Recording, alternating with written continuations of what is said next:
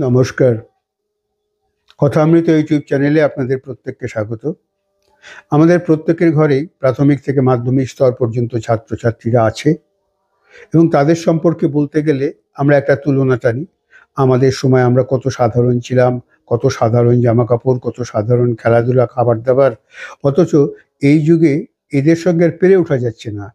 এদের মোবাইল চাই, দামি, দামি খেলনা চাই, দামি, দামি খাবার চাই, তবু এদের মন ভরে ওঠে না। এরা সবসময় অসহিষ্ণু, এরা শৃঙ্খলাপরায়ণ নয়, এরা জেদি, একগুঁয়ে, কোনো কথা শোনে না। এবার এই ছাত্রছাত্রীরা যদি বলে, আমাদের সময় এখন সেই খোলা মাঠ কোথায়? নদীর জলে কোথায় তোমরা আমাদেরকে ঝাঁপাতে দিচ্ছ? কাদা মাঠে কোথায় আমাদের খেলতে দিচ্ছ? সারাদিন কোথায় আমরা গাছে গাছে ঘুরে বেড়াতে পারছি, যেটা তোমরা পারতে স্বাধীনভাবে? কাজেই প্রশ্নটা কিন্তু এভাবেই চিন্তা করতে হবে, শুধু ওদের দোষ দিয়ে লাভ নয়।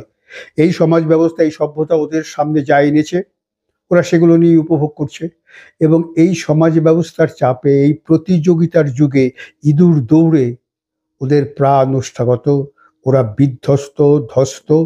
সেই জন্য ওরা ছটফটে, শৃঙ্খলাহীন, ওরা অসন্ত এবং আমাদের ভাষায় দুর্বিনীত হয়ে উঠছে। কারণ ওদের প্রত্যেকটা ঘন্টা আমরা সময়ের বাঁধনে বেঁধে রেখেছি। ওদের সেই সকালবেলা ঘুমের থেকে উঠেই এক্সারসাইজ, হোমওয়ার্ক, পড়তে যাওয়া, স্কুলে যাওয়া, ফিরে এসে খেলাধুলোর কোচিং, রাত্রিবেলায় বাড়ি ফিরে এসে ছবি আঁকা, গান বাজনা শেখা, পরের দিনের পড়াশোনা তৈরি করা, প্রত্যেক দিনের যে টেস্ট হবে স্কুলে তার জন্য তৈরি হওয়া। এই যে নিরন্তর ওদের এই সংগ্রামের মধ্য দিয়ে, এই কর্তব্য কঠিনের মধ্য দিয়ে তাদের চলে যেতে হচ্ছে, এই স্ট্রেস আপনারা ভাবতে পারেন আমরা কি নিতে পারতাম? এই প্রেশার আমরা কি নিতে পারতাম?